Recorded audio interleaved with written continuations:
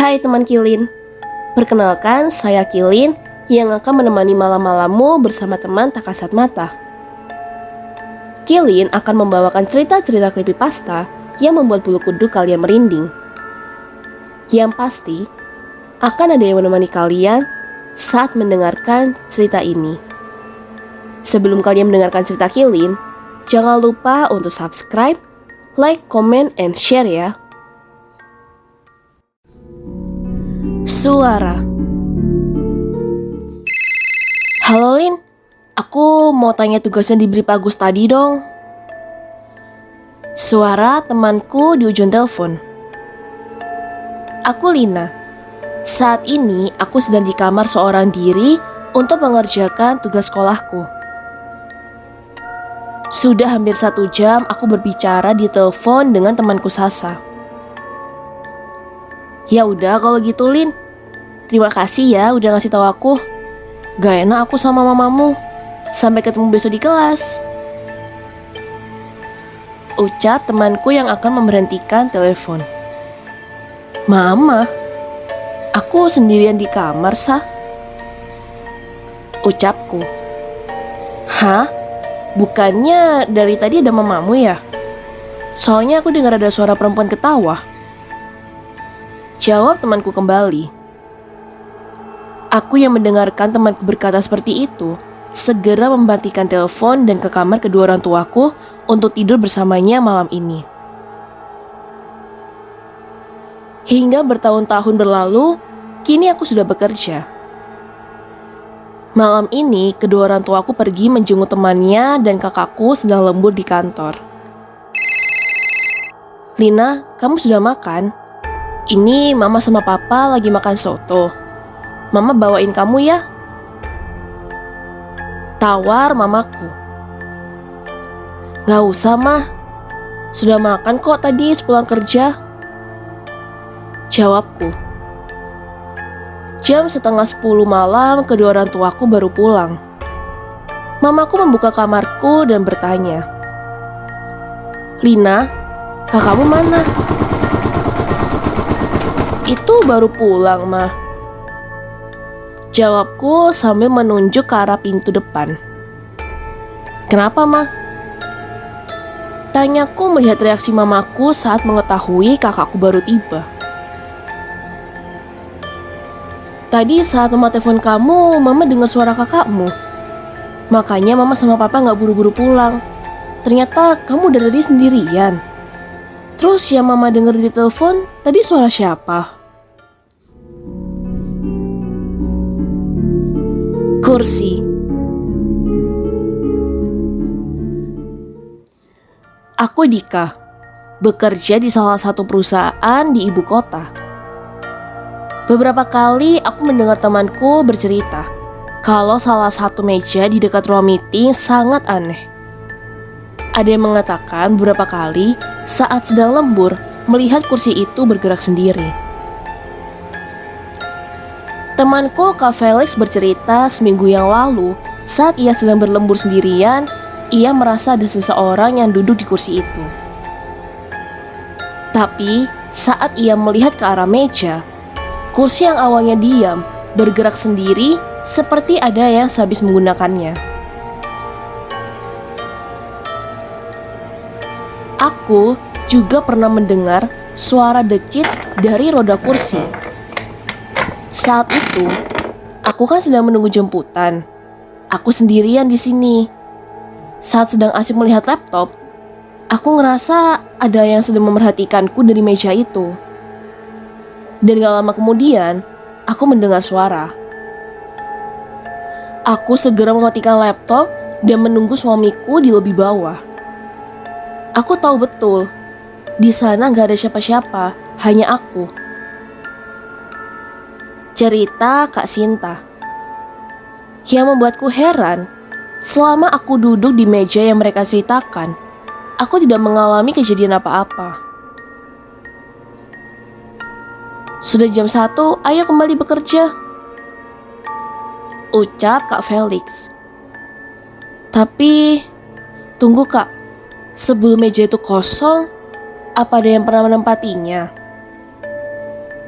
Tanya Alex, pegawai yang baru saja masuk kerja 2 hari. Ada. Rekan kami namanya Dika. Jadi waktu itu kami kira ia ketiduran saat lembur malam sebelumnya. Karena pagi-pagi kami melihat ia tidur meletakkan kepalanya di atas meja. Ternyata ia kelelahan dan terkena serangan jantung. Ia meninggal di sana. Ucap Kak Sinta. Call center. Capek banget malam ini, batinku. Sebagai call center, aku harus siap sedia menerima semua panggilan darurat dengan sabar. Minggu ini, aku mendapat shift malam. Dari jam 10 hingga jam 1 dini hari, telepon tidak berhenti berbunyi. Sudah 1 jam aku bermain HP hingga aku menghela nafas sebelum mengangkatnya. Halo, selamat malam, layanan darurat. Ada yang bisa kami bantu? Tanyaku. Tidak ada suara apa-apa di sana. Halo? Tanyaku kembali. Hingga yang ketiga kalinya, aku menanyakan hal yang sama. Tapi tidak ada satupun suara. Hanya suara nafas orang. Aku pun menutup telepon. Ya, mungkin orang iseng yang tidak dapat tidur, pikirku. Halo, selamat malam, layanan darurat. Ada yang bisa kami bantu? Ternyata nomor tadi kembali menelponku. Aku hendak menutup telepon, hingga aku mendengar suara yang sangat pelan.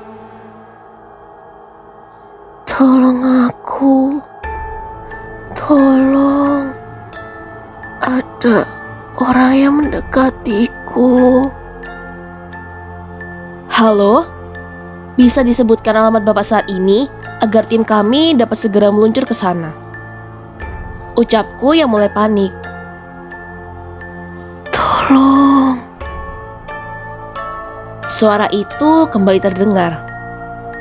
Iya Bapak, kami akan menolong Bapak. Hanya saja saat ini lokasi Bapak ada di mana?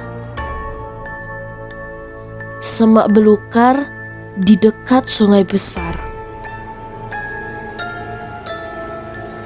Ucap Bapak itu dengan pelan. Baik Pak, Bapak cari tempat aman terlebih dahulu. Tim kami sudah meluncur ke lokasi. Ucapku sambil melihat maps tempat penelpon bersembunyi. Sudah 30 menit sejak tim polisi berangkat ke lokasi. Halo, selamat malam. Belum melanjutkan pembicaraan, aku mendengar suara Bapak tadi. Tolong. Pak, tim sudah tiba dan... Aku terdiam, hingga suara atasanku memanggilku. Ia menegurku, karena aku tidak mengecek terlebih dahulu mengenai penelpon barusan. Saya memang tidak sempat cek, Pak. Penelpon meminta tolong, dan saya panik. Lalu saya segera menelpon tim polisi. Ucapku membela diri. Atasanku menjelaskan, tim polisi tidak menemukan seseorang yang bersembunyi dari penculik di sana seperti yang aku laporkan. Mereka menemukan mayat yang sudah tergeletak dan mereka masih menunggu hasil otopsi. Jam 8 pagi hasil otopsi keluar dan menunjukkan kalau orang itu dibunuh 2 hari yang lalu. Cermin. Setelah melahirkan, aku mendapat hadiah dari suamiku. Cermin dengan ukiran yang sangat indah dan kuletakkan di kamarku. Setiap pagi dan sore setelah memandikan anakku, aku menggendongnya dan bernyanyi di depan cermin itu. Hingga anakku memasuki usia 6 bulan. Aku sering mengajaknya bercanda di depan cermin ini. Suatu ketika, Saat aku sedang menyiapkan perlengkapan bayi, aku melihat anakku sedang tertawa dan bermain sendirian di depan cermin. Aku tersenyum, dan sekilas aku melihat bayangan di cermin berbeda. Aku kembali melihat ke arah anakku. Sepertinya aku salah lihat. Saat malam tiba, aku yang sedang menidurkan anakku melihat ke arah cermin. Di dalam cermin, bayangan anakku masih terbangun sambil melihatku dan tersenyum menakutkan. Bagaimana teman Kilin? Apa kalian memiliki cerita creepypasta yang lain yang sangat menyeramkan? Kalau ada, jangan lupa komen di bawah atau kirim cerita kalian di email kilin614@gmail.com ya. Siapa tahu cerita creepypasta kalian yang akan Kilin bacakan selanjutnya. Terima kasih karena sudah mendengarkan cerita Kilin hari ini. Jangan lupa datang dan dengarkan cerita-cerita seram Kilin lainnya. Terima kasih juga untuk subscribe, like, share, dan komennya teman-teman Kilin.